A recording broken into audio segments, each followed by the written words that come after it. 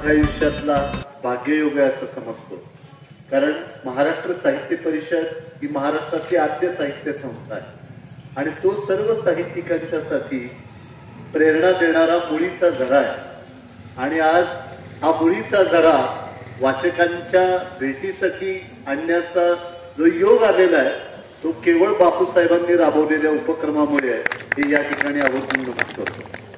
जसं शिक्षण म्हटलं की लातूर पॅटर्नची चर्चा होते, राजकारण म्हटलं की बारामती पॅटर्नची चर्चा होते, तसं इथून पुढच्या काळामध्ये वाचन संस्कृती म्हटलं की महाराष्ट्रात आटपाडी पॅटर्नची चर्चा होईल, हे मी या ठिकाणी तुम्हाला आवर्जून सांगतो.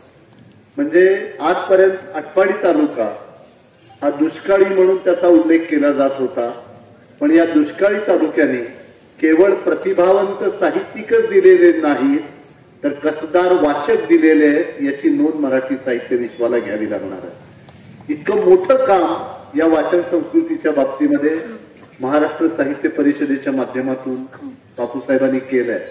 मी दिनेश, त्यांचे सर्व सहकारी, कवडे सर आणि आपणा सर्वांचं मनपूर्वक अभिनंदन करतो. एक सर्वजण आपण अशा पेचामध्ये सापडलेलो होतो की मोबाईलच्या आक्रमणामुळे वाचन संस्कृतीपासून सामान्य माणसं दूर चाललेली होती आणि ज्या लहान मुलांच्या पासून आपण मोबाईल दूर ठेवण्याचा प्रयत्न करत होतो, कोरोनाच्या काळामध्ये ते शस्त्र आपल्याला त्यांच्या हातामध्ये द्यावं लागलं आणि आपल्याला एक कारण मिळालं, आम्ही मोबाईलवरती वाचतो, काय वाचतो आणि त्या विद्यापीठातले कसे पदवीधर तयार होत आहेत हे सगळे अर्धवट राव आज आपण पाहतो.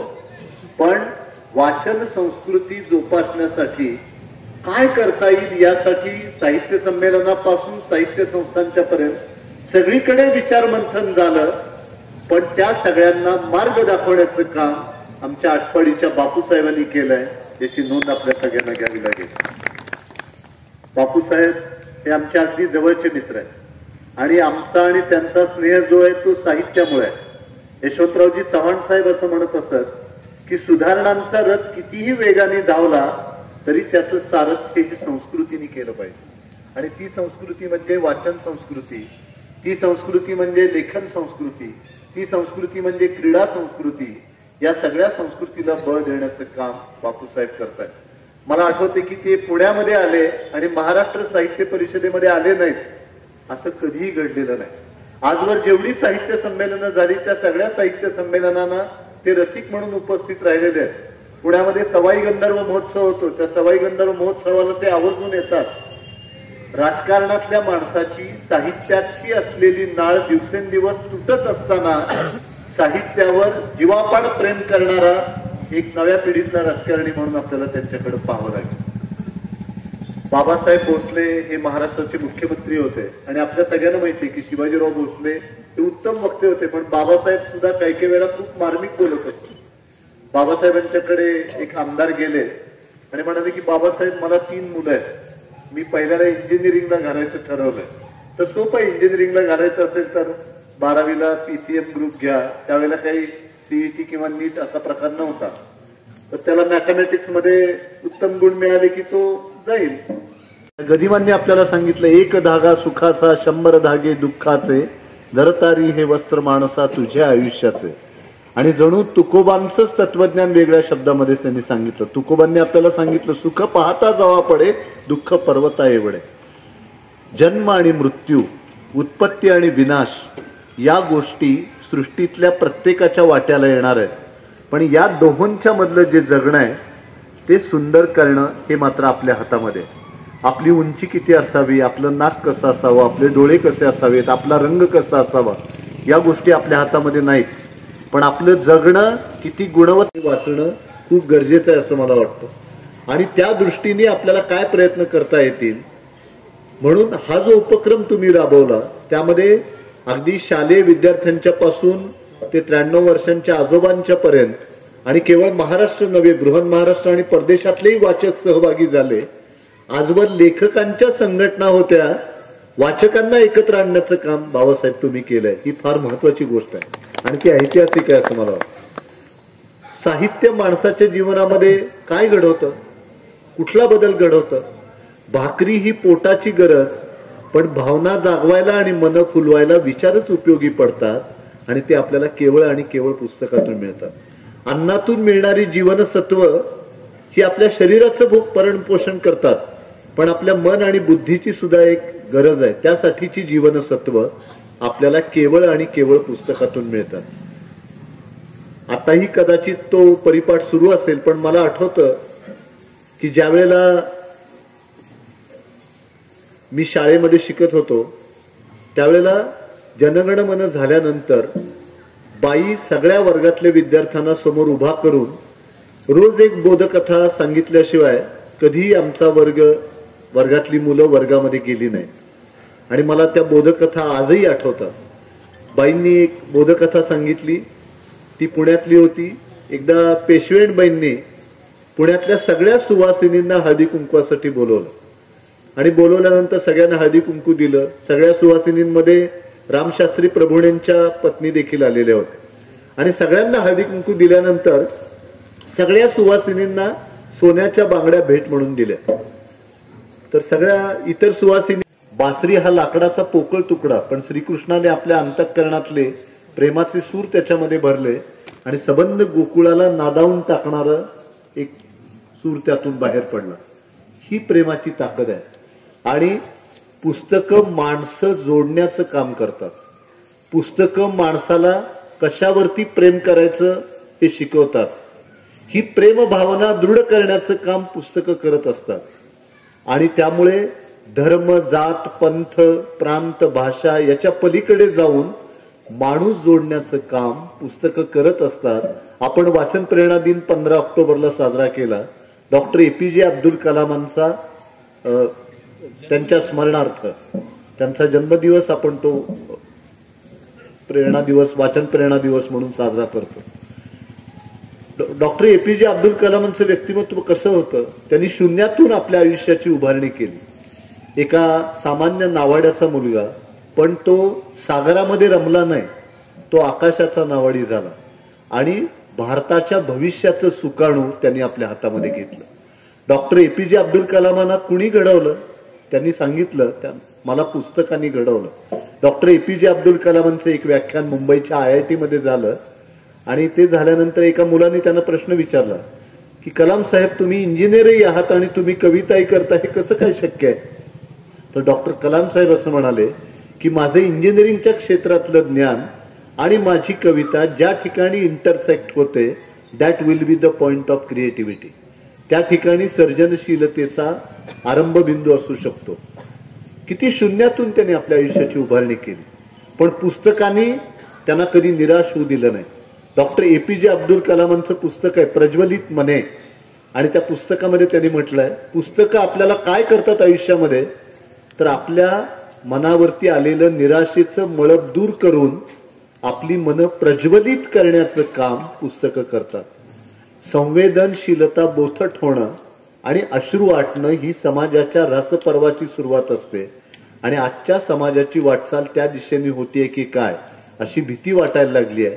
अशा परिस्थितीमध्ये माणसामधली संवेदनशीलता टिकून ठेवण्याचं काम केवळ आणि केवळ पुस्तके करू शकतील, हे आपण लक्षामध्ये ठेवलं पाहिजे. डॉक्टर APJ अब्दुल कलाम ज्यावेळेला भारताचे राष्ट्रपती झाले, ते सतत मुलांच्या मध्ये रमत असत. आपण पहा, त्यांची सगळी छायाचित्र, कुठल्याही कार्यक्रमाला गेले तर सगळा प्रोटोकॉल मोडून जिथे विद्यार्थी बसलेत तिथे कलाम साहेब गेलेले आणि त्यांच्याशी त्यांनी संवाद साधलेला आहे.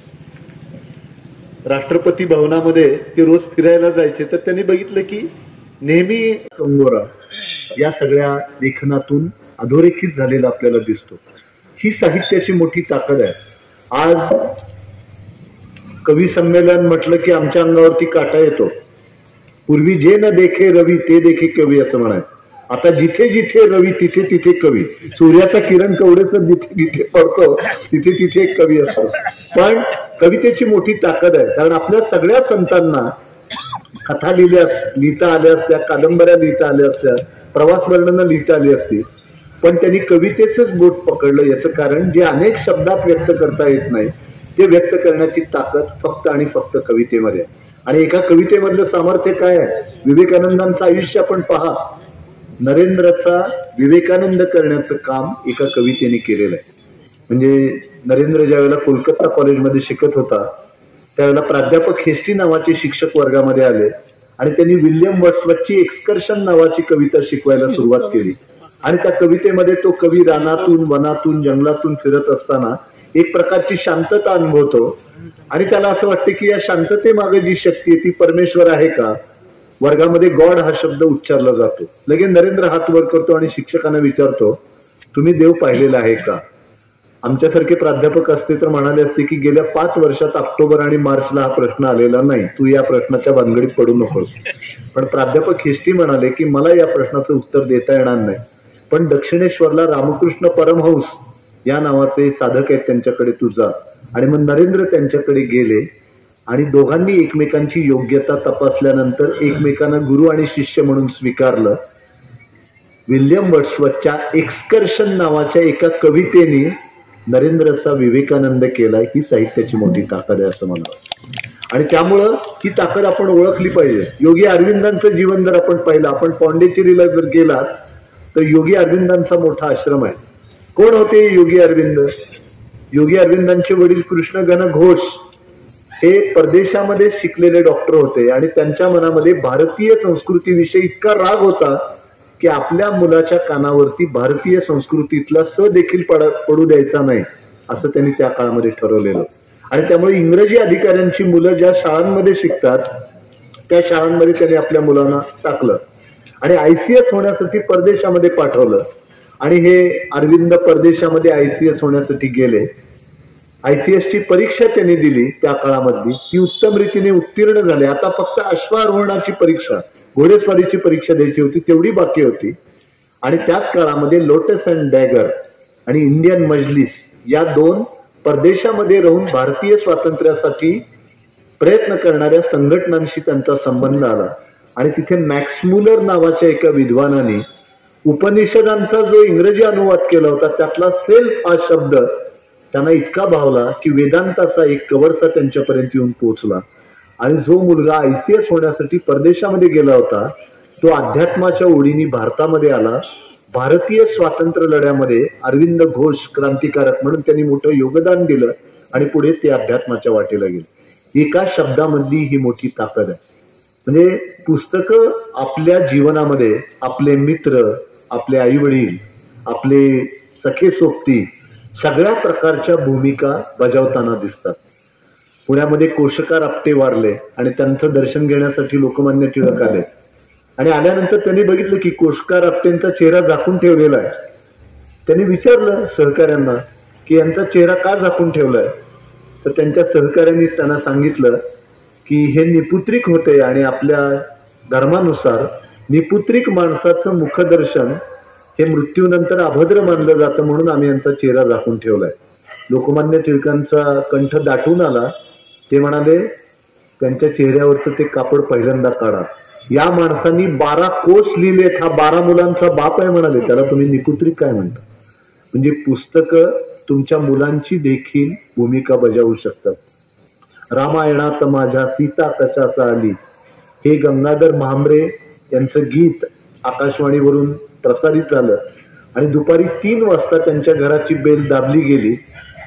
म्हांबरेंनी दरवाजा उघडला तर एक तरुण दारामध्ये उभा होता. म्हांबरेंनी विचारलं काय काम. तो म्हणाला आत तर मला येऊ द्या. तो आतमध्ये येऊन बसला आणि त्यांनी सांगितलं माझं माझ्या पत्नी बरोबर भांडण झालेलं होतं आणि तिला परत कधीही सासरी आणायचं नाही म्हणून मी तिला माहेरी नेऊन सोडलेलं होतं.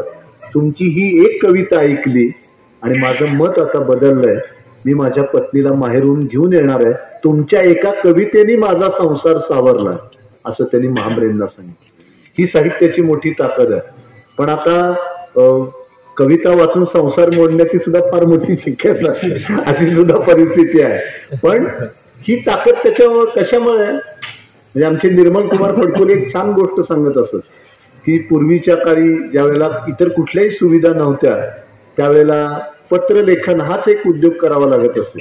तर एक प्राध्यापक महाशय होते, त्यांची पत्नी बाळणपणासाठी माहेरी गेलेली होती आणि ते आपल्या पत्नीच्या पत्राची आतुरतेने वाट पाहत होती की कधी येत आहे पत्नीचं पत्र. पत्नीचं पत्र आलं, त्याने ते उघडलं. उघडून बघितल्यानंतर त्या शुद्ध लेखनाच्या इतक्या चुका, प्रिला दुसरी वेलांटी, तुमची खूप आठवण येते, तुला दुसरा उकार. हे प्राध्यापक महाशय खवळले.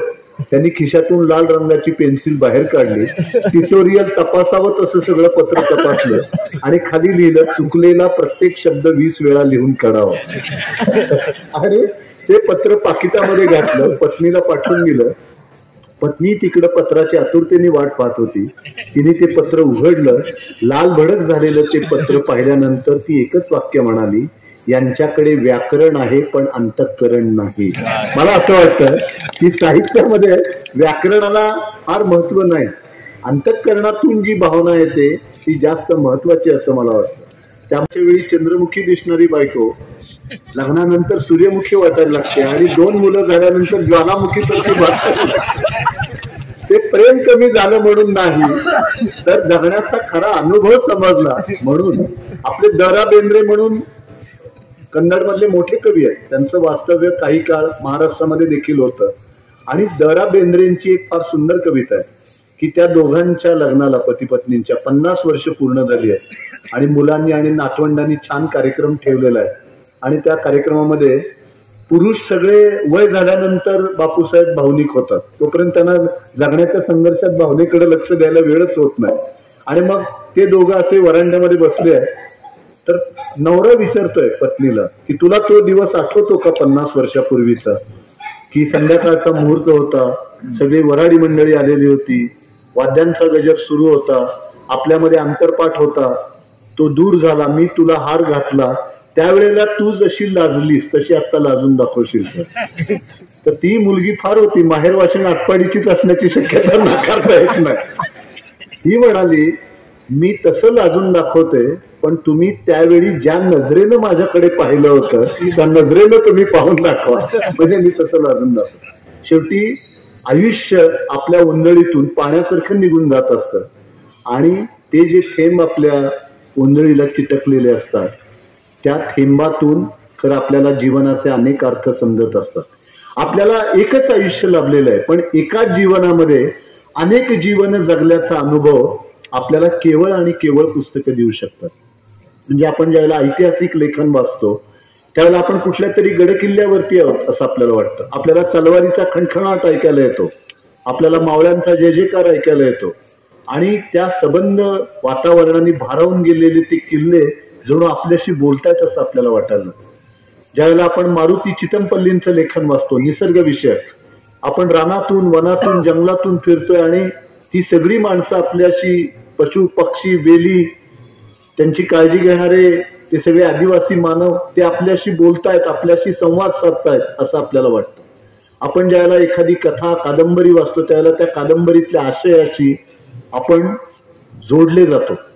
ज्यावेळेला आपण अच्युत गोडबोलेंसारखं लेखन की ज्यांनी मानसशास्त्रापासून अर्थशास्त्रापर्यंत आणि संगीतापासून संगणकापर्यंत असा एकही विषय नाही की ज्याच्यावरती लिहिलं नाही, ते सगळं वाचत असताना आपण कितीतरी अर्थाने समृद्ध होत असतो. आणि त्यामुळे धर्मकारण, अर्थकारण, राजकारण, समाजकारण, ज्ञान, विज्ञान, इतिहास आणि संस्कृती ही आपल्या जीवनाची अष्टांग आहे. ती अष्टांग आपल्याला समजावून देण्याचं काम खरं पुस्तकं करत असतात. आणि त्यामुळं माझं तर नेहमी तरुण पिढीला सांगणं आहे की तुम्ही सगळ्या प्रकारचं वाचन केलं पाहिजे. तुम्ही चांगलंही वाचलं पाहिजे, वाईटही वाचलं पाहिजे. याचं कारण असं की त्याशिवाय चांगलं काय आहे हे तुम्हाला कळणार नाही. जसं आपल्याला सांगितलेलं आहे, अन्न पदार्थ ज्यावेळेला आपण खातो त्यावेळेला गोड पदार्थ खाल्ले की रक्त तयार होतं, तिखट पदार्थ खाल्ले की रक्त सळसळतं आणि कडू पदार्थ खाल्ले की रक्त शुद्ध होतं. तसं माणसांनी साहित्याच्या सगळ्या दालनामध्ये फेरफटका मारला पाहिजे. म्हणजे केवळ ललित साहित्य वाचलं पाहिजे असं नाही, वैचारिक साहित्य सुद्धा आपण वाचलं पाहिजे. आणि या वैचारिक साहित्यामुळं आपली एक विचारशक्ती, आपला विवेक सतत जागा राहतो आणि आपण जी गोष्ट आयुष्यामध्ये करतोय ती बरोबर आहे की चूक आहे असं एक द्वंद्व मनामध्ये सतत निर्माण होतं आणि त्यातून योग्य निर्णय घेण्याची एक क्षमता आपल्या मनामध्ये निर्माण होते. आणि त्यामुळं आपल्या गोविंदराव पानसरेंच्या शिवाजी कोण होता यासारख्या पुस्तकांपासून ते नरेंद्र दाभोळकरांचं जे लेखन आहे तिथपर्यंत आपण सगळं वाचलं पाहिजे. डावी विचारसरणी म्हणजे काय, उजवी विचारसरणी म्हणजे काय, साम्यवाद म्हणजे काय, समाजवाद म्हणजे काय, कम्युनिझम म्हणजे काय, हे सगळं आपण समजावून घेतलं पाहिजे. त्यामुळं एकच एक विचार त्याला चिकटून पुढे जाण्याची आणि आपल्या आयुष्यामध्ये धोके स्वीकारण्याची वेळ ही आपल्यावरती येत नाही. त्यामुळे ही एक विवेक शक्ती जी आपल्या मनामध्ये सुप्त अवस्थेमध्ये असते, त्या विवेक शक्तीला आवाहन करून ती फुलवण्याचं काम पुस्तक आपल्या आयुष्यामध्ये करत असतात. आणि म्हणून आज तुम्ही जर बघितलं तर आज लोकांना चरित्र आणि आत्मचरित्र या विषयांमध्ये खूप रस निर्माण झालेला आहे. कारण ज्या माणसांनी शून्यातून आपल्या आयुष्याची उभारणी केली ते सगळं वाचत असताना सामान्य माणसांना देखील आपल्या आयुष्यामध्ये प्रेरणा मिळते की आपण सुद्धा अशाच पद्धतीने उभं राहिलं पाहिजे. आणि त्यामुळे चरित्र आत्मचरित्र आज खूप मोठ्या प्रमाणावरती वाचली जात आहेत. आपण महात्मा गांधींनी लोकमान्य टिळक गेल्यानंतर त्यांना ज्या शब्दांमध्ये श्रद्धांजली वाहिली, महात्मा गांधींचं इंग्लिश हे अतिशय उत्तम होता. अगदी साधी सोपी शब्दरचना म्हणजे लोकमान्य टिळक गेल्यानंतर त्यांनी ज्या शब्दामध्ये श्रद्धांजली वाहिली, the giant among men has fallen, the voice of a lion is hushed, he was idol of the people, his word was law for thousands. ही काय कशा शब्दामध्ये त्यांनी वर्णन केले लोकमान्य टिळकांचं, असं वर्णन अन्य कुठल्याही शब्दामध्ये करणं शक्य नाही. आपण डिस्कव्हरी ऑफ इंडिया सारखा पंडित जवाहरलाल नेहरूंचा ग्रंथ पहा, त्याची जी अर्पण पत्रिका आहे, to Kamala who is no more, आपल्या पत्नीला ते अर्पण केले. त्या अर्पण पत्रिकेवरती आपण काही काळ थांबतो. हार में या जीत में किंचित नहीं भयभीत में, संघर्ष में जो भी मिला ए भी सही ओ भी सही, असं म्हणणारे अटलजी. छोटे दिल से कोई बड़ा नहीं होता और टूटे दिल से कोई खडा नहीं होता. ही कवितेतली काय ताकद आहे. म्हणजे आपण जर बघितलं तर पूर्वीचे आपले सगळे राजकारणी यांचा साहित्याशी खूप जवळून संबंध होता. केवळ संबंध नव्हता तर ते उत्तम लेखक होते, उत्तम वाचक होते. ती परंपरा यशवंतराव चव्हाण साहेबांच्या पर्यंत आपल्याला आलेली दिसते. आणि त्यामुळं आज राजकारणातल्या मंडळींची साहित्य कला आणि संस्कृतीशी असलेली नाळ तुटल्यामुळे राजकारणामध्ये जो काही लोककलेतला गोंधळ फिका पडावा असा जो गोंधळ तिकडं सुरू आहे, तो गोंधळ ही जर वैचारिक प्रगल्भता असती तर आपल्याला दिसला नसता. तर त्यामुळे राजकारण सुद्धा समजून घेणं खूप महत्वाचं आहे. आणि त्यामुळे अरुण साधूंच्या सारख्या व्यक्तींनी ते आजचे नवीन लेखक ज्या पद्धतीने लिहित आहेत ते सगळं समजून घेतलं पाहिजे की हे समाज मानस नेमकं काय आहे हे समजण्यासाठी आपल्याला सगळ्या प्रकारची पुस्तकं वाचली पाहिजे. म्हणजे आपण वयाच्या 40 पर्यंत सगळ्या प्रकारचे पदार्थ खातो आणि मग आपल्या लक्षात येतं की अरे पेढा हा पदार्थ म्हणून चांगला आहे पण माझी पचनशक्ती दुबळी आहे, मला तो चालणार नाही. मेथीची भाजी भाजी म्हणून चांगली आहे पण मला पित्ताचा त्रास आहे, मला ती चालणार नाही. तर या पद्धतीने वाचता वाचता वाचकांचा पिंड हा घडत असतो. पण त्यासाठी पहिली अट म्हणजे आपल्याला खूप वाचावं लागेल आणि खूप वाचल्यानंतर काय वाचायचं हे आपल्याला कळेल. पूर्वी वाचन हा आपल्या जीवनशैलीचा एक भाग होता. आज ती परिस्थिती राहिलेली नाही. म्हणजे आज आपल्याला मनोरंजनाची इतकी साधनं उपलब्ध झालेली आहे. त्यामुळं पुस्तकं हातात घेऊन वाचणं, त्यातला जो आनंद आहे, त्यातल्या अनुभवाशी एकरूप होणं, या सगळ्यांपासून आज आपण खूप दूर चाललेलो आहोत. शेवटी तंत्रज्ञान हे वापरण्यासाठी आहे आणि माणसं ही प्रेम करण्यासाठी आहे. आज आपण तंत्रज्ञानावर प्रेम करायला लागलोय आणि माणसांचा वापर करायला लागलोय. ही अतिशय दुर्दैवाची गोष्ट आहे. म्हणजे जिवंत अनुभवालाच आज आपण मुकले आहोत. छान पाऊस पडतोय त्यामध्ये भिजायचं नाही, पावसाचं चित्र टाकायचं, इट इज रेनिंग, आणि किती लाईक आणि किती कमेंट येतात त्याची वाट बघायची. आणि त्यामुळे आपण आपलं आयुष्य म्हणजे इतरांच्या साठीची अभिप्राय वही बनवून टाकलेली आहे. आणि ज्यांना इतरांच्या अभिप्रायावर जगण्याची सवय लागते त्यांचं स्वतःच असं काही राहत नाही. असा सत्वहीन आणि स्वत्वहीन समाज जर निर्माण होऊ नये असं आपल्याला वाटत असेल तर वाचन संस्कृती समृद्ध होणं फार गरजेचं आहे. आमचा श्रीकृष्ण जोशींच्या सारखा एक फार चांगला कवी आहे पुण्यातला. तो असं लिहितो की चित्रामधली फुले पाहुनी गंध फुलांचा कळतो कधी, कंदिलाचे चित्र लावूनी उजेड त्यांचा पडतो कधी, नुसते बनूनी किडे पुस्तकी पंडित तुम्ही बनवू नका, घरट्यामधल्या नवचिमण्यांनो मुक्त उडारे मुक्त फुल. या पुस्तकाच्या बाहेर एक मोठं जग आहे. पाठ्यपुस्तकाच्या बाहेर ते शिक्षकांनी आणि पालकांनी मुलांना समजावून दिलं पाहिजे. आजकाल काय झालंय, पालकांना असं वाटतं की आपण मुलांना चांगल्या शाळेमध्ये घातलं, चांगली शिकवणी लावली, त्यांना आठवड्यातून एकदा बाहेर जेवायला नेलं, चित्रपट चांगला दाखवला म्हणजे आपली जबाबदारी संपली.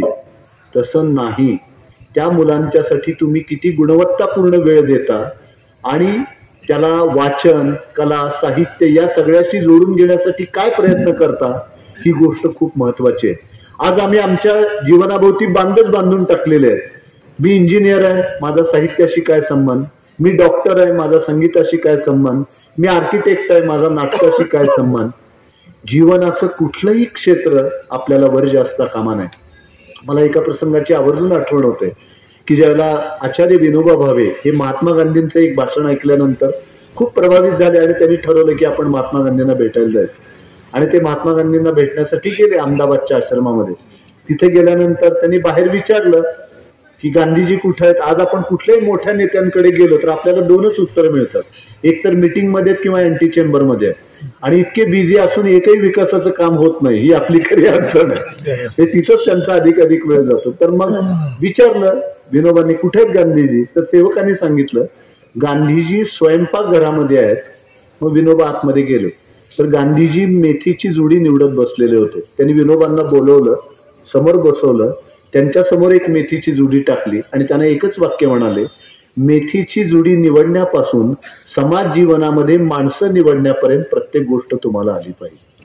म्हणजे या माणसांनी जीवनाचं कुठलंही क्षेत्र हे वर्ज्य मानलेलं नव्हतं. हे सगळं त्यांचं चरित्र, आत्मचरित्र वाचल्याशिवाय आपल्याला कळणार नाहीये.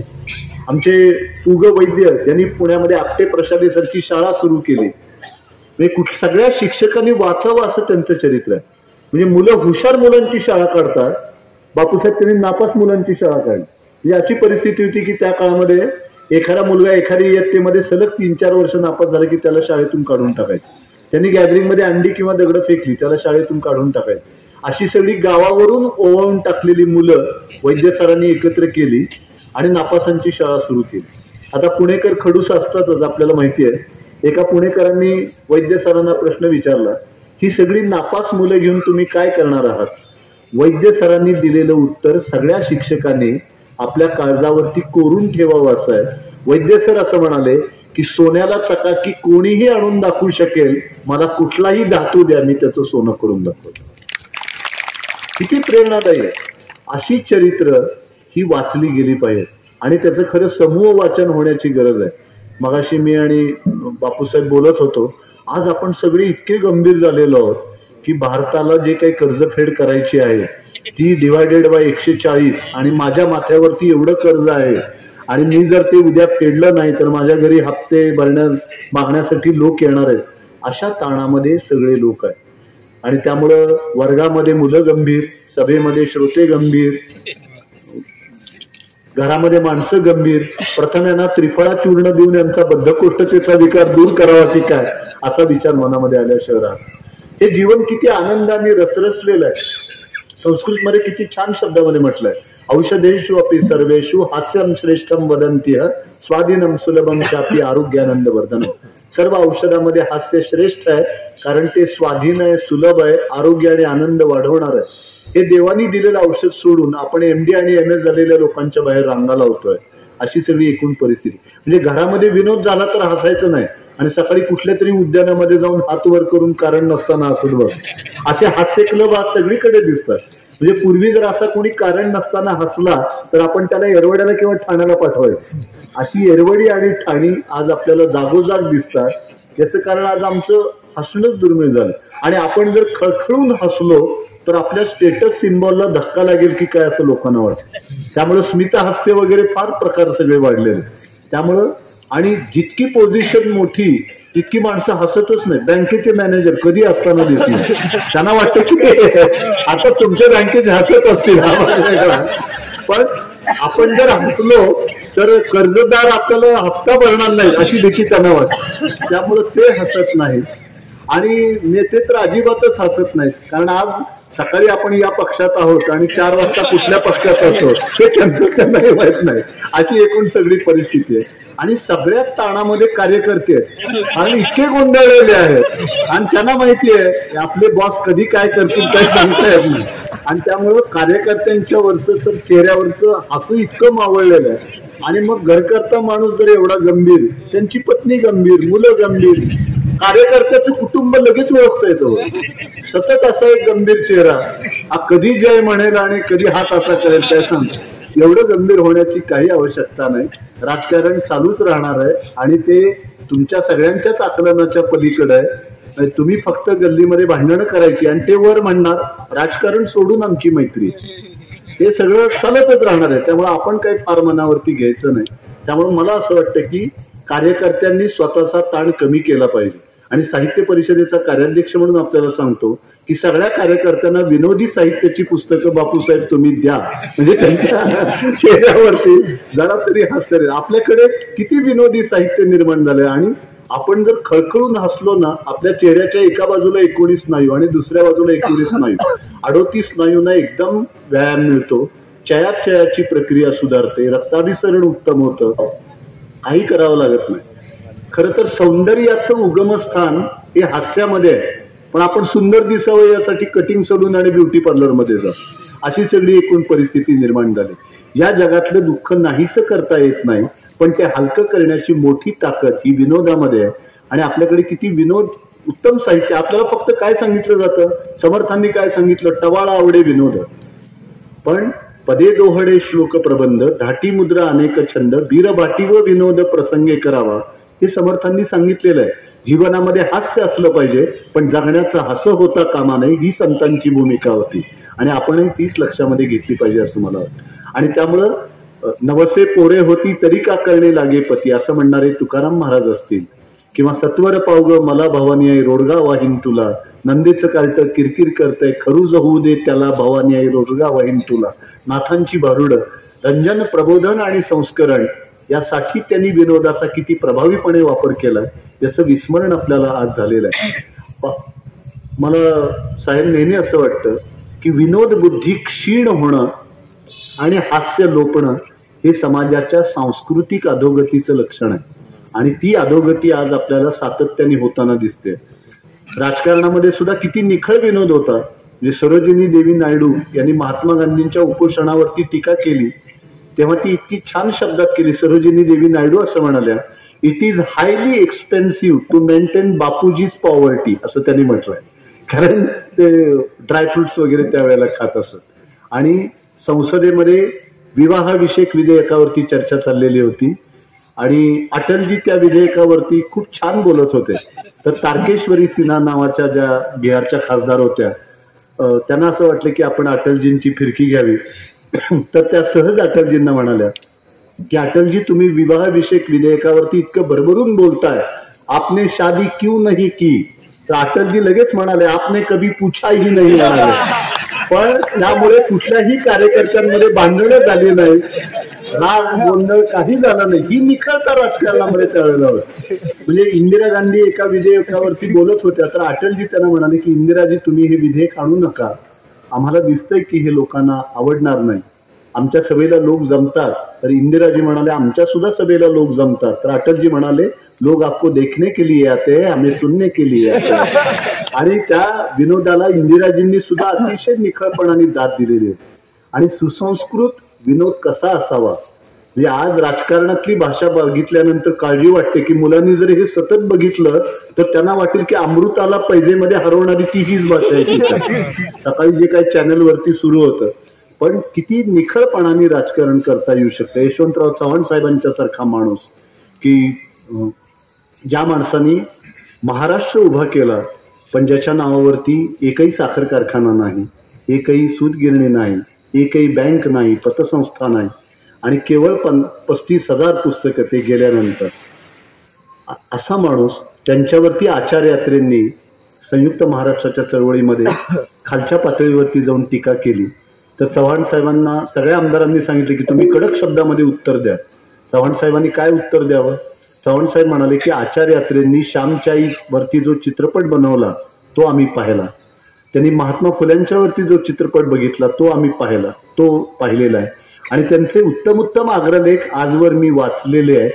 तो उत्तमतेचा संस्कार पुसला जाऊ नये म्हणून ते आज काय लिहितात ते मी वाचत नाही. म्हणून इतक्या सभ्यतेनं उत्तर देण्यासाठी जी एक वैचारिक प्रगल्भता लागते ती त्या काळातल्या सगळ्या राजकारणी मंडळींच्याकडे होती. आणि म्हणून राजकारणामध्ये आज सगळं गंभीर झालेलं आहे, त्यामुळे कार्यकर्त्यांनी गंभीर होण्याची अजिबात काळजी नाही. आमच्याकडे भरपूर विनोदी साहित्य आहे. मी 15 पुस्तकं देतो. अगदी या पक्षाच्या लोकांनी हे पुस्तक घेतलं तर दुसऱ्या पक्षाला दुसरं देणं एवढी आमच्याकडे नक्की उत्तम साहित्य संपदा आहे. आणि किती उत्स्फूर्तता, किती छान बोलणं त्या काळामध्ये सगळं. म्हणजे नांदेडला जे नाट्य संमेलन भरलं, त्या नाट्य संमेलनाचे पु ल देशपांडे अध्यक्ष होते आणि आचार्य अत्रेंच्या हस्ते त्याचं उद्घाटन होतं. यशवंतराव चव्हाण साहेब सुद्धा आलेले होते. तर सगळीकडे मराठवाड्यातले त्यावेळेसचे रस्ते म्हणजे सगळे भयानकच होते. प्रचंड धूळ, जागोजाग खड्डे. तर मग अत्रे साहेबांना खूप त्रास झाला आणि त्यांनी सगळा राग सगळ्या राजकारण्यांच्या वरती भाषणामध्ये काढला. म्हणाले, काय ही मराठवाड्यातली धूळ, या धुळीनंच मी हैराण झालो.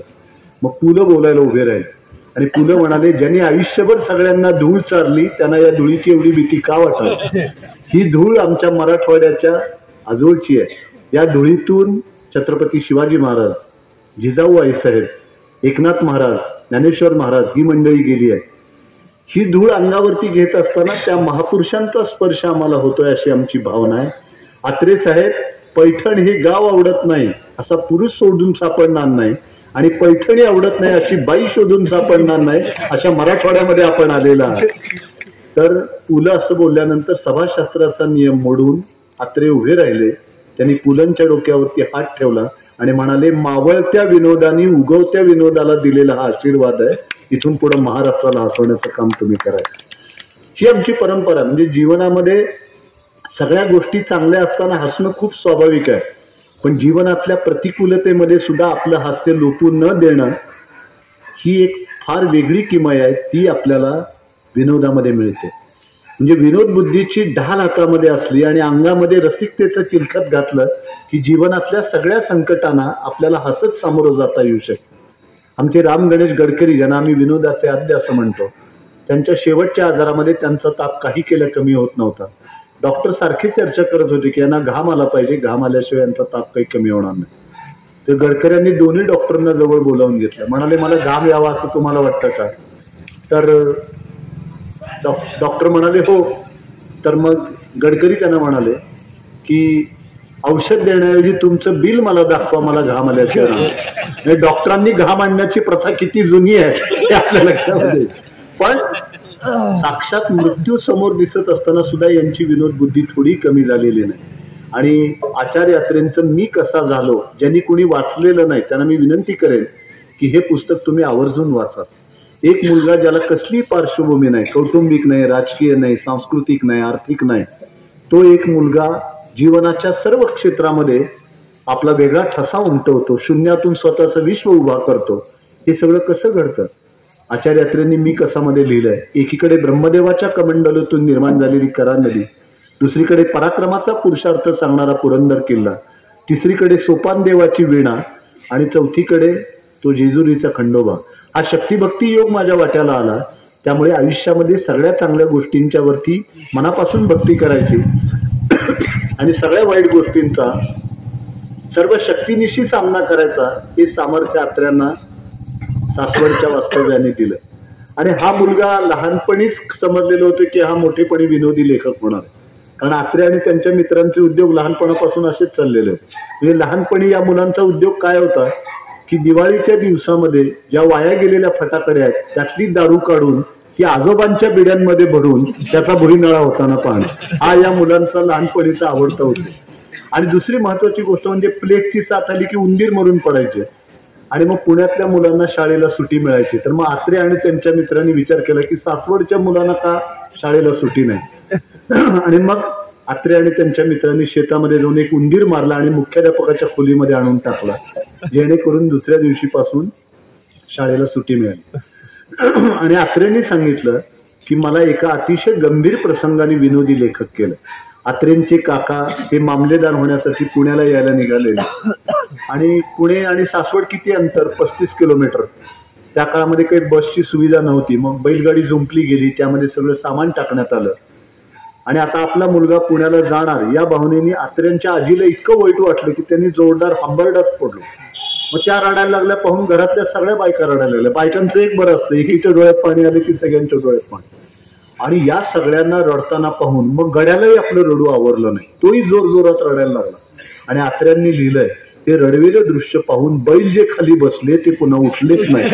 आणि जे काका मामलेदार होण्यासाठी पुण्याला जाणार होते ते तलाठी बनवून आयुष्यभर गावाकडे जाईल. या एका प्रसंगाने मला विनोदी लेखक केलं. बरं, पुण्यामध्ये आले. आत्रेनी पुढे म्हटले की मी दुसऱ्या कुठल्याही शाळेमध्ये गेलो असतो तर प्रांत किंवा कलेक्टर झालो असतो, पण मी भावे स्कूलमध्ये गेल्यामुळे विनोदी लेखक झालो. याचं कारण तिथं अभ्यास आणि शिक्षण सोडून सगळ्या गोष्टी चालत. तिथे येणाऱ्या विद्यार्थ्यांचं सरासरी वय 20 वर्ष, त्यामुळे अनेकदा शिक्षक कोण आणि विद्यार्थी कोण हेच कळायचं नाही. बापूसाहेब, एक शिक्षक शाळेमध्ये उशिरा आले तर त्यांना मुख्याध्यापकांनी पोर्चमध्ये 2 छड्या दिल्या आणि मग ते स्टाफ रूम मध्ये गेल्यानंतर इतर शिक्षकांना म्हणाले की अहो आज मला मुख्याध्यापकांनी पोर्चमध्ये 2 छड्या दिल्या. तर मग इतर शिक्षक म्हणले अहो तुम्ही त्यांना सांगायचं ना मी इथे शिक्षक म्हणून काम पाहतो. तर ते म्हणाले मी तोंड उघडणार. तेवढ्यात ते म्हणाले की तोंड उघडशील तर आणखीन 2 छड्या दिल्या. हा बरोबर मी काय बोलायच्यामध्ये. अशा विनोदी वातावरणामध्ये आचार्य अत्रे घडले आणि काय काय त्यावेळेसच्या गोष्टी आचार्य अत्रेंनी सगळ्या लिहिल्या आहेत. ते म्हणाले आम्हाला कुणीतरी सांगितलं आमचे एक शिक्षक मरण पंथाला लागलेले आहेत. तर इतर शिक्षकांनी सगळं माणूस गेल्यानंतर जे सामान आणतात ना मडकं सगळं अगोदरच त्यांच्या दरवाजा बाहेर आणून प्राण जायच्या आतच. आणि मग येणाऱ्या जाणाऱ्याला उत्तरं देताना किती कठीण झालं ते सगळं त्यांनी लिहिलं. आणि मग आत्र्यांनी पदवी घेतली. पदवी घेतल्यानंतर त्यांना नोकरीची आवश्यकता होती आणि मग कुणीतरी त्यांना सांगितलं, कारण वडिलांचं निधन झालेलं होतं, घरची सगळी जबाबदारी त्यांच्यावरती होती. कुणीतरी त्यांना सांगितलं की मुंबईला सँडर्स नावाचं हायस्कूल आहे, तुम्ही तिथे जा, तिथे गेल्यानंतर तुम्हाला नोकरी मिळेल. मग आत्रे तिथे गेल्यानंतर मग जयकर नावाचे प्राचार्य होते, त्यांना भेटले. म्हणाले अहो मला इथं नोकरी पाहिजे शिक्षकाची. तर ते जयकर म्हणाले आमच्याकडे चिठ्ठी चपाटी वशीला काही चालत नाही, तुम्ही वर्गात जायचं, मुलांना शिकवायचं, मुलं जर 60 मिनिटं शांत बसली तर तुमची नोकरी पक्की. बापूसाहेब आज जर हा नियम लागू केला तर 7वा वेतन आयोग घेतलेल्या निम्न शिक्षकांना घरी जावं लागेल, अशी सगळी परिस्थिती. आणि आत्रेंनी तो अनुभव लिहिलाय. म्हणाले मी वर्गामध्ये गेलो, वर्गात 60 मुलं, 60 गुणिले 2 120 डोळ्यांचा राक्षस आपल्याकडे पाहतोय म्हणल्यानंतर पाय लटलट कापायला लागले. पण आत्र्यांनी डॅफोडिल्स नावाची जी कविता आहे ती उत्तम शिकवली. मुलं शांत बसली. बाहेर आल्यानंतर जयकर म्हणाले तुमची नोकरी पक्की आहे. लगे आत्र्यांनी मित्रांना फोन केला. म्हणाले आज मी तुम्हाला पार्टी देणार आहे कारण माझी नोकरी पक्की झाली आहे. तर ते मित्र तिकडून म्हणाला आज आम्हीच तुला सांत्वनपर पार्टी देणार आहे म्हणाले. त्याचं कारण तुला ज्या संस्थेत नोकरी मिळाली आहे तिथे 3-3 महिने पगारच होत नाही. त्यामुळे येणाऱ्या सगळ्यांना सांगितलं जातं की तुम्ही वर्गामध्ये जा, शिकवा आणि असं वेडे बनवतात म्हणाले. आता तुम्ही वेडे बनलेले आहात. आत्र्यांच्या समोर तेच निर्माण झाला. काय करायचं? पहिल्या महिन्यामध्ये पगार नाही, दुसऱ्या महिन्यामध्ये पगार नाही आणि 3ऱ्या महिन्यामध्ये असेच बसलेले होते. पण निराश होतील ते आत्रे कसले. तितक्यात एक ग्रस्त तावातावाने आले आणि म्हणाले इथे व्हाईस प्रिन्सिपल कोण आहे? आत्रे इतके ऐटीत बसले होते की ते प्रिन्सिपलच आहेत असं वाटत. आपण कसं बसतो याच्यावर बऱ्याच गोष्टी अवलंबून आहेत. हे अनेक शिक्षक म्हणतात आम्हाला शिपाई सुद्धा विचारत नाही. अरे तुम्ही जर नीट बसला नाही तर ते कशाला विचार. इंजिनियर कडे पाहिल्यानंतर कळतं इमारत 50 वर्ष टिकणार आहे की नाही. डॉक्टरांच्याकडे पाहिल्यानंतर कळतं की आपला आजार बरा होणार आहे की नाही. नाहीतर काही काही पेशंटला वाटतं हे अगोदर जात आहेत का मी. त्यामुळं आपल्या व्यक्तिमत्वावरती बऱ्याच गोष्टी अवलंबून आहेत. तर आत्रे असे बसलेले होते की व्हाईस प्रिन्सिपलच आहेत असं वाटत. मात्रेंनी विचारलं काय काम आहे? तर ते ग्रस्त म्हणाले की माझी आत्ताच समोरच्या शाळेमध्ये मुख्याध्यापकांच्या बरोबर भांडणं झाले आणि मी राजीनामा देऊन तडक इकडे आलो. तर आत्रे म्हणाले आपण 5 मिनिटं बसा, आपली मुलाखत घेतो. आत्रे तिथून बाहेर पडले, समोरच्या शाळेत गेले, मुलाखत दिली आणि आपली नोकरी पक्की करून टाकली. नाहीतर आपण लगेच दुसरा शिक्षक नाराज झाला असता. काय करू? बापूसाहेबांची चिठ्ठी घेऊ का? कवडे सरांना सांगू का? अजून कुठे जाऊ? काय नाही. जीवनातल्या सगळ्या संकटावरती कसं स्वार व्हायचं हे आपल्याला जर शिकायचं असेल तर या विनोदी लेखन करणाऱ्या सर्व साहित्यिकांचं लेखन सुद्धा आपण वाचलं पाहिजे. आणि आचार्य अत्रेंनी फार छान शब्दामध्ये म्हटलंय मी कसा झालोच्या शेवटी की एखादं मांजर जसं खिडकीतून डोकावून पाहतं ना तसं जीवनाच्या खिडकीतून मी डोकावून पाहत आलेलो आहे. एखादं मूल जसं शाळेमध्ये रमत गमत जातं ना तसं मी जीवनाच्या शाळेमध्ये रमत गमत चाललोय. मला एखादं मूल दिसलं त्याला मी गोष्ट सांगितली. मला एखादं फूल दिसलं मी त्याच्यावरती कविता केली. मला दुःखी माणसं दिसली मी त्यांना विनोद सांगितला. मला बोके संन्यासी दिसले मी त्यांची टर उडवली. मला महापुरुष दिसले, मी त्यांचा जय जयकार केला. जे जे उत्तम उदात्त उन्नत महन मधुरते ते, या जगामध्ये जे जे काही चांगलं आहे ते ते सगळं मला समजलं पाहिजे. ही जी त्यांची भूमिका आहे ती खरं आपण समजून घेतली पाहिजे. आणि आचार्य अत्रेंनी फार छान शब्दामध्ये म्हटलंय की देवादिकांनी समुद्र मंथन केलं आणि त्यांना 14 रत्न सापडली, पण विनोद नावाचं 15वं रत्न त्यांना सापडलं नाही, कारण त्यासाठी संसारातील अनुभवाचं मंथनच करावं लागतं. त्यामुळे स्वर्गामध्ये रंभा आहेत, अप्सरा आहेत, त्यांचं नृत्य आहे, अमृत आहे, पण विनोद नाही आहे. त्यामुळे आपण किती भाग्यवान आहेत पहा. भूखनिद्रा आणि मैथून हे सर्व प्राण्यांच्या जीवनाचे अविभाज्य घटक आहेत, पण विनोद, बुद्धी आणि हास्य यांचं वरदान हे फक्त माणसालाच लाभलेलं आहे. पण हसण्यासाठी कुठली पात्रता लागत नाही. तुम्हाला पेन्शन असली तरी हसू शकता आणि टेन्शन असलं तरी हसू शकता. कुठल्याही आसन स्थितीचा आग्रह नाही. बसूनच हसलं पाहिजे, उभा राहूनच हसलं पाहिजे, झोपूनच हसलं पाहिजे, कुठलीच पात्रता लागत नाही. आणि कुठल्याही पक्षात असण्याची आवश्यकता नाही. पक्षात असल्यावरच आपल्याला हसता येईल असंही काही नाही. त्यामुळं एखादी सुंदर कविता असते आणि त्या कवितेला सुंदर चाल लागली की तिचं जसं सुरेल रूपामध्ये रूपांतर होतं गीतामध्ये, तसं हास्य हे जीवनाचं संगीत आहे आणि जीवन सुरेल करण्याची मोठी ताकद हास्यामध्ये. आणि त्यामुळं हास्याचा उगम हा विनोदातून होतो. माझी योगी अरविंदांच्या जीवनावरती नैनितालला सलग 8 दिवस व्याख्यानं झाली. अरविंदांना एकदा त्यांच्या शिष्याने विचारलं की अध्यात्मामध्ये हसण्याला स्थान आहे का, तर अरविंदांनी दिलेलं उत्तर फार महत्वाचं आहे. अरविंद असं म्हणाले की ज्याला हसता येत नाही आणि जो हसत नाही त्या शिष्याकडे परमेश्वर डुंकून देखील पाहणार नाही. त्यामुळं अध्यात्मातल्या लोकांची तर फार जबाबदारी आहे, त्यांनी चेहरा सतत हसरा ठेवला पाहिजे. उगा आपण काहीतरी गंभीर आवडण्याची अजिबात आवश्यकता नाही. आणि त्यामुळे आपण पहा, मांजरांची कळवण लागू शकते, ते हसू शकत नाहीत. वाघ सिंह डरकाळ्या फोडू शकतात, ते हसू शकत नाहीत. गाई म्हशी हंबरू शकतात, ते हसू शकत नाहीत. कुत्री भुंकू शकतात, ती हसू शकत नाहीत. माणसं हसू शकतात पण ती हसत नाहीत. ही जीवनाची खरी शोकांतिका आहे. आणि त्यामुळं मला असं वाटतं की तुम्ही अजून वाचनाला सुरुवात केली नसेल तर काही बिघडत नाही.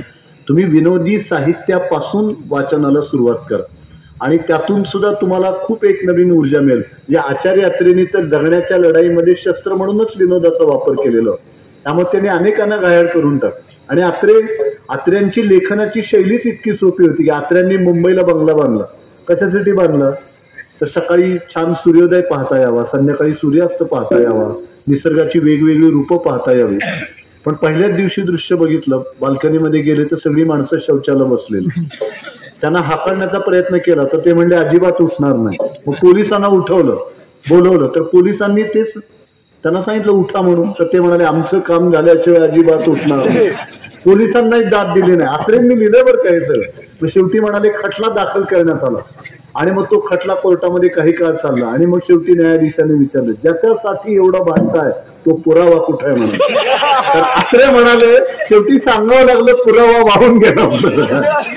त्यामुळं हा जो काही एक साधेपणा, सोपेपणा लेखनातला, तर त्यामुळं आचार्य अत्रेंचं लेखन हे आपल्याला विशेष भावतं आणि उत्स्फूर्तता होते. म्हणजे फर्ग्युसनच्या एम्फी थिएटरमध्ये आचार्य अत्रेंचं ज्यावेळेला भाषण होतं त्यावेळेला सगळ्या मुलांनी ठरवलं आपण अत्रेंची गंमत करायची. त्यामुळे त्यांनी ती कापसाची म्हातारी हवेमध्ये सोडली आणि मग 1 मिनिटं अत्रेंनी बघितलं की ती म्हातारी हवेमध्ये अशी फिरते आहे. अत्रेंनी सुरुवातीलाच एक वाक्य उच्चारलं, तुमच्यासारख्या तरुण मुलांनी या वयामध्ये असं म्हाताऱ्यांच्या पाठीमागं लागणं. आणि सगळी सभा त्यांनी अक्षरशः ताब्यामध्ये घेतली. आणि त्यामुळं पु ल देशपांडेंचा विनोद हा जखमा करणारा किंवा बोचकारणारा नव्हता, तर तो गुदगुल्या करून हसवणारा होता. अत्र्यांच्या विनोदाने लोकांना घायाळ सुद्धा केलं. जे सखा पाटील असं म्हणाले संयुक्त महाराष्ट्राच्या चळवळीत की चंद्रसूर्य असेपर्यंत संयुक्त महाराष्ट्रात होऊ देणार नाही. अत्रे म्हणाले चंद्रसूर्य काय तुमच्या बापाच्या वेरचे नोकर आहेत का, संयुक्त महाराष्ट्र होऊ देणार नाही म्हणजे. तर असा एक परखडपणा त्यांच्या विनोदामध्ये होता. आणि पुलंच्या विनोदामध्ये उत्स्फूर्तता होती, पण अशा कधी कुणाला जखमा किंवा त्यांनी केल्या नाहीत किंवा बोचकारे काढले नाहीत. आता आपल्या विट्याला जे ग्रामीण साहित्य संमेलन होतं त्या पहिल्या संमेलनाचे पु ल देशपांडे अध्यक्ष होते. आणि संमेलन भरवणारी लोक फार हुशार असतात, पैसे कसे गोळा करायचे त्यांना बरोबर माहीत असतं. आणि त्यामुळे त्या संमेलनामध्ये त्यावेळेसच्या सगळ्या लोकांनी पैसे कसे गोळा करायचे, तर त्यावेळेसचे जे महसूल संचालक होते त्यांना स्वागत अध्यक्ष करून टाकलं आणि मग त्यांना बोलवलं, पुलंच्या शेजारी बसवलं आणि मग ते महसूल संचालक भाषणाला उभे राहिले आणि ते म्हणाले, आमचं खातं इतकं वृक्ष आहे, इथे काही विनोद घडत नाही, तरी पुलंच्या सारख्या महान विनोदकाराच्या शेजारी मला का बसवलं हेच मला कळत नाही. तरी आमच्या खात्यामध्ये एक गमतीशीर गोष्ट घडली, ती मी सांगतो म्हणाले. आमच्या खात्यातल्या एका बाईंची अतिशय ग्रामीण भागामध्ये बदली केली, तर त्या बाईंनी ती बदली रद्द व्हावी यासाठी जो अर्ज लिहिलेला होता तो मोठा गमतीशीर होता. त्या अर्जामध्ये त्यांनी लिहिलं होतं, साहेब आपण आमची कुठे बदली केली, ना तिथे राहण्याची व्यवस्था, ना खाण्याची व्यवस्था, ना संडास, ना बाथरूम, जे आहे त्याला दार सुद्धा नाही, आम्हाला उघड्यावरती आंघोळ करावी लागते आणि खाली लिहिलं होतं, खोटं वाटत असेल तर येऊन बघा. तर ते महसूल संचालकांनी हे सांगितलं आणि ते खाली बसले, पुढे बोलायला उभे राहिले आणि म्हणाले, हे महसूल संचालक महातयारीचे आहेत म्हणाले. त्यांनी अर्ज काय आला हे सांगितलं, पण कार्यवाही काय केली. ही जी त्यांच्या पुलंच्या विनोदातली उत्स्फूर्तता ती सुद्धा किती महत्वाची होती हे आपल्या लक्षामध्ये. आपल्याला माहिती आहे की या तिघांनी, मंगेश पाडगावकर, वसंतराव बापट, विंदा करंदीकर, या तिघांनी काव्य वाचनाचे कार्यक्रम महाराष्ट्रभर करून एक प्रतिष्ठा प्राप्त करून दिली आणि मराठी कविता खेड्यापाड्यापर्यंत नेली. या तिघांच्या काव्य वाचनाच्या प्रयोगाचे ज्यावेळेला 500 प्रयोग पूर्ण झाले त्यावेळेला त्यांचा पुलंच्या हस्ते सत्कार करण्यात आला. तर पुलं म्हणाले, मला लोक विचारतात हे 3 कवी तुम्हाला कसे वाटतात, तर मी त्यांना सांगतो हे 3ही कवी उत्तम आहेत, फक्त ट्रिपल डोस घेतल्याशिवाय यांची कविता ऐकायला मिळत नाही. म्हणजे तिघांना एकदम बोलवावं लागतं. आणि यांच्या स्वभावाची वैशिष्ट्य ही मानधनाचं पाकिट मिळाल्यानंतर लक्षामध्ये येतात. जे वसंत बापट हे पुण्यातले कोकणस्थ असल्यामुळे ते खिशात हात घालून पाकिटातल्या नोटा आतल्या आत मोजतात. पाडगावकर तसंच ठेवून देतात कारण त्यांना वेगळेच वेध लागलेले असतात. आणि विंदा करंदीकर पक्के कोकणातले असल्यामुळे ते पाकिट काढून संयोजकांच्या समोर नोटा मोजतात आणि म्हणतात, उगाच तुझी एखादी नोट जास्त यायला नको. त्यामुळे ही मानवी स्वभावाची जी काही वैशिष्ट्य आहे ही सुद्धा किती प्रभावीपणे विनोदी साहित्यामध्ये आलेली आहे. तर आज मला या निमित्ताने एक गोष्ट सांगायची आहे की या सगळ्या प्रकारच्या साहित्याबरोबर आपल्याकडे विशेषतः ग्रामीण साहित्याचा आणि दलित साहित्याचा जो प्रवाह 1960 सालानंतर आला त्यांनी सुद्धा आपल्याकडे खूप मोठं योगदान दिलेलं आहे. आणि एक चौकटी बाहेरचं विश्व मराठी साहित्यामध्ये, दलित साहित्यामध्ये मुळं आलेलं आहे. आपल्या शंकरराव खरातांचं तराळ अंतराळचा आवर्जून उल्लेख केला पाहिजे. म्हणजे डॉक्टर बाबासाहेब आंबेडकरांनी येवल्याला जी अस्पृश्य परिषद झाली त्याच्या अध्यक्षपदावरून बोलताना असं सांगितलं होतं की हिंदू समाज ही एक मजलेदार इमारत आहे. या इमारतीमध्ये जो वरच्या मजल्यावर तो श्रेष्ठ समजला जातो, जो खालच्या मजल्यावर तो कनिष्ठ समजला जातो. या इमारतीला कसलाही जिना नाही. माणसांनी निर्माण केलेल्या माणसांच्या तुरुंगात मी स्वतः राहणार नाही आणि माझ्या दलित बांधवांनाही मी राहू देणार नाही. विचारांचा सुरुंग लावून हा तुरुंग आम्ही फोडून टाकल्याशिवाय राहणार नाही. आणि त्यामुळे शिका, संघटित व्हा आणि संघर्ष करा हा जो मंत्र बाबासाहेबांनी दिला त्यातून दलित साहित्याची निर्मिती झाली. आणि वेदना, विद्रोह आणि नकारातून ही जी सगळी दलित आत्मकथनं निर्माण झाली त्यांनी मराठी साहित्यातील आत्मकथनाचं दालन किती समृद्ध केलं हे आपल्या लक्षामध्ये. आणि हे महाराष्ट्रामध्ये घडलं फक्त आणि मग देशभर घडलं. आणि एकीकडे दलित साहित्याने चळवळीला बळ दिलं आणि दुसरीकडे चळवळीने साहित्याला ऊर्जा पुरवण्याचं काम केलं. हे मोठं स्थित्यंतर झालं. ग्रामीण साहित्याचा मोठा प्रवाह आला. आणि आज बापूसाहेब सगळी उत्तम लिहिणारी जी मुलं आहेत ती सगळी ग्रामीण भागातली आहेत आणि आज ती मराठी साहित्याच्या मुख्य प्रवाहामध्ये महत्वाची भूमिका बजावत आहेत. माझ्या आडनावामुळे आपला फार मोठा गैरसमज झाला असेल, पण मी सदाशिव पेठ पुणे 30 मधला नसून उस्मानाबाद जिल्ह्यातील परंडा तालुक्यातील माणकेश्वर सारख्या 700 लोकवस्तीच्या गावातल्या शेतकऱ्याचा मुलगा आहे. आणि शेतकऱ्याचा मुलगा साहित्य परिषदेचा कार्याध्यक्ष झाल्यामुळे ग्रामीण भागातल्या शाखांना आम्ही आज चालना दिली. हे सुद्धा या ठिकाणी आवर्जून नमूद केलं पाहिजे. हे सुद्धा एक स्थित्यंतर आज सर्व पातळ्यांच्यावरती आज आपल्याला होताना दिसत आहे. आणि त्यामुळे आपल्या जीवनशैलीचा वाचन हा एक भाग होणं ही फार महत्वाची गोष्ट आहे. आपला जो वाचनाकडे भारतीय समाजाचा प्रवास झाला त्यामध्ये आपल्या एक गोष्ट लक्षामध्ये येईल की श्रवणातून वाचनाकडे अशी आपल्या समाजाची वाटचाल झालेली. म्हणजे ज्यावेळेला शिक्षण एका विशिष्ट वर्गापुरतं मर्यादित होतं किंवा पुस्तकांचा शोध लागलेला नव्हता, अशा वेळी श्रवणाने माणसाचं भावविश्व समृद्ध करण्याचं काम केलं. मग ती कीर्तनं असतील, प्रवचनं असतील, त्यामुळं बोलणं हेच साहित्याचं पहिलं रूप आहे. काकासाहेब गाडगीळ असं म्हणत असत की अरण्यामध्ये दोन माणसं एकमेकांना भेटली तर प्रथम ती एकमेकांशी बोलतील, इतकं बोलणं स्वाभाविक आहे. ज्ञानेश्वरांनी सुद्धा आधी ज्ञानेश्वरी सांगितली, मग सच्चिदानंद बाबांनी ती लिहून घेतली. आणि कौरव पांडवांच्या युद्धामध्ये शेवटी हतबल झालेल्या अर्जुनाला उभं करण्यासाठी श्रीकृष्णांनी सगळी शस्त्र बाजूला ठेवली आणि गीतेचं शस्त्र हातामध्ये, वक्तृत्वाचं शस्त्र हातामध्ये घेऊन गीता सांगितली. हे बोलण्याचं महत्व आहे. त्यामुळे लेखणी आणि वाणी ही दोन्ही शब्दशक्तीची महत्वाची रूप आहेत. लेखक कागदावरती लिहितात आणि वक्ते श्रोत्यांच्या काळजावरती लिहितात. कागदावरचं तरी एक वेळ पुसलं जाईल, पण कागदावरचं पुसता येत नाही. तर त्यामुळे आज आपले श्रवण राहिलं नाही. मुळामध्ये घरामध्ये आजी आजोबा असले की ते मुलांना गोष्टी सांगायचे. आता आजीच म्हणते 7 वाजता आई कुठे काय करते लाव म्हणून, आणि आई वडिलांना तर वेळच नाही. तर अशा परिस्थितीमध्ये मुलांचं वाचन आणि खेळ या दोन गोष्टींकडे अक्षम्य दुर्लक्ष होताना दिसत आहे.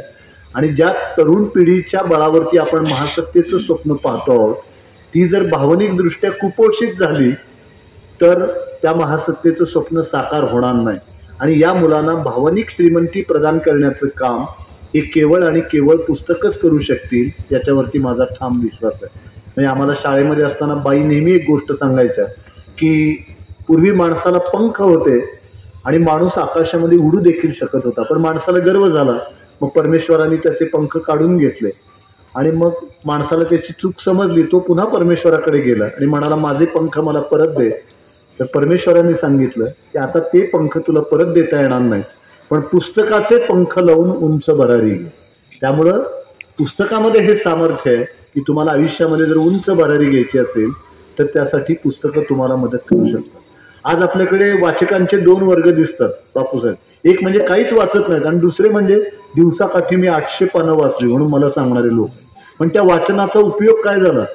म्हणजे जर 1 चिकन हंडी 5 चिकन हंडी एकाच दिवशी खाल्ले तर त्या कार्यकर्त्याच्या पोटाचं जे काय होईल तेच वाचकाचं झाल्याशिवाय राहणार नाही. म्हणून मला या उपक्रमाचं वैशिष्ट्य असं महत्वाचं वाटतं. नुसतं वाचन नाही, त्याच्या जोडीला आकलन आहे. आणि काय वाचलं? वाचन, मनन, चिंतन आणि मग आचरण, या सगळ्या टप्प्यातून आपल्याला पुढे जायचं आहे. आणि त्यामुळे तुम्ही आकलनाला जे महत्व दिलं, हा प्रयोग वेगळा का ठरला महाराष्ट्रामध्ये? इथं नुसतं वाचन नाही आहे, वाचन करणारे खूप लोक आहेत आणि ते जसं धबधब पडणारा पाऊस वाहून जातो तसं ते वाचनही वाहून जातं एका दिवशी खूप केलं तर.